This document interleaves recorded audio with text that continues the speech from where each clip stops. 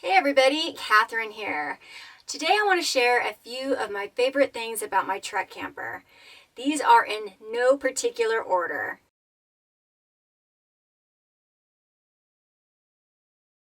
Thing number one, my solar panels. When I was on my hunt for a truck camper, I knew I was going to need solar. I was hoping that I would find one that already had it installed, and this one did. It has two panels on the roof totaling 400 watts.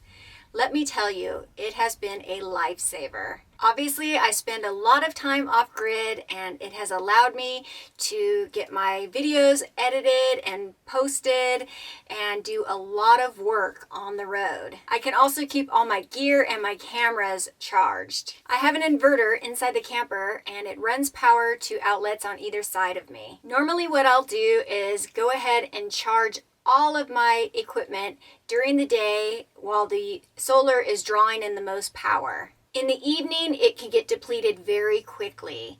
So what I will do in the evening is I have some fairy lights strung all around my bed. I turn those on, and I also power up a battery bank. That way, if I'd like to lay in bed and enjoy some Netflix movies or watch something on my phone, I have another power source if my phone's power becomes depleted.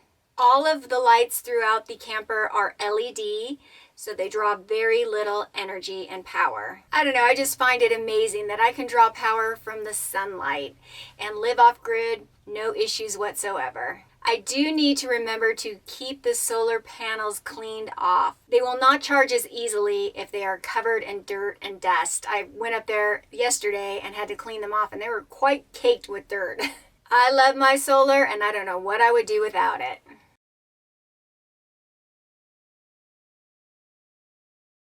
Another thing I love about my truck camper is my tiny kitchen. I don't have an oven, but I was never really much of an oven gal. I'm much more of a stovetop kind of girl. I enjoy sauteing a lot of meals, making soups, making eggs, scrambled eggs. I can cook so many things I enjoy right on the stovetop. I also do not have a microwave in my rig. However, I have not owned a microwave in about 8 years. I got rid of mine when I moved into a place that lacked counter space, and I have just never missed it. I've never found a need to buy one since then, and I don't need one in my truck camper. I also love the remodel I did in my kitchen. When I got my camper, it had very 90s wallpaper in the kitchen. I just simply painted over the wallpaper. I got specific paint that can be used to paint over wallpaper, painted it white.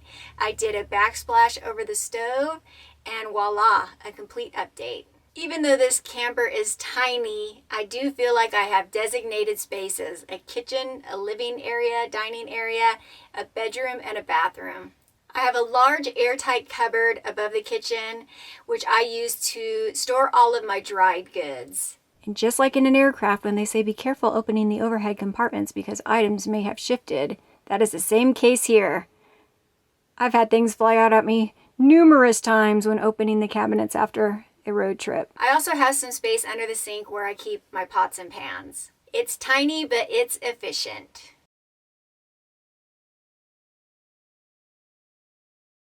And the last thing that I will share with you today, and it's probably my number one favorite thing about my truck camper, is my bathroom. I have a wet bath that includes a shower and a toilet. When I first started looking at rig options, I absolutely knew that I was going to want something with a bathroom. I knew for me that it was going to make life on the road much more comfortable. To use the shower, I just need to step outside and light a pilot that's located in a compartment on the outside of the camper. I let that go to work heating the water in my tiny water heater. In mild climates, it takes about 15 minutes, but I have learned that in cold climates, when the temperatures are in the 30s, it takes about 20 to 25 minutes. Once the water is heated, it is nice and warm. Now, of course, this shower is not like a shower that you would have at home. My freshwater tank holds only 18 gallons.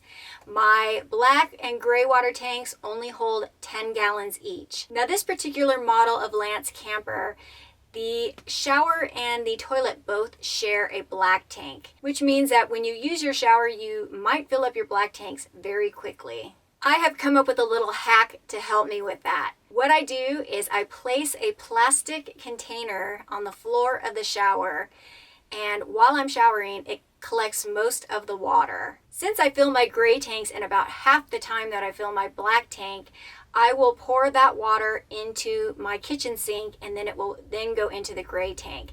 That way I split it a little more evenly. The shower head itself has a little on-off knob. What I'll do is I'll turn it on, rinse myself off thoroughly, turn it off, then I'll wash myself and wash my hair and turn it on again and rinse myself off. Now this may be TMI, but I do not shower every day. Obviously, I have to conserve water and I have to conserve the space in both my black and gray tanks. When you live on the road full time, wipes are your best friend. I use a lot of wipes and take a lot of white baths. I've had several people ask me whether I have a composting toilet or a regular toilet.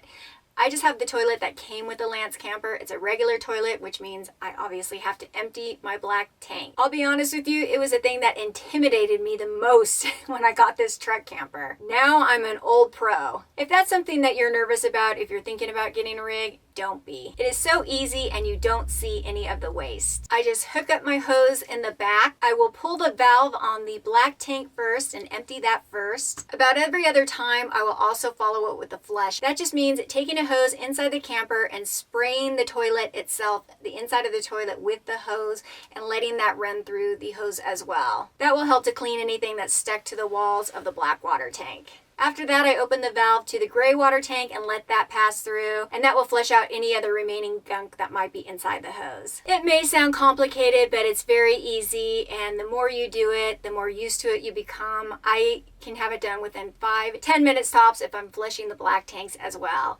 I've heard a lot of people say they don't go number 2 in their toilet. They try to avoid having to dump the black tank. I don't get that at all. I got this thing to be able to have the luxury of using it, and I use it. Well, I hope you enjoyed hearing about a few of my favorite things about my truck camper. If you have any questions or comments, please leave them below, and I will see you on the next one. Bye-bye.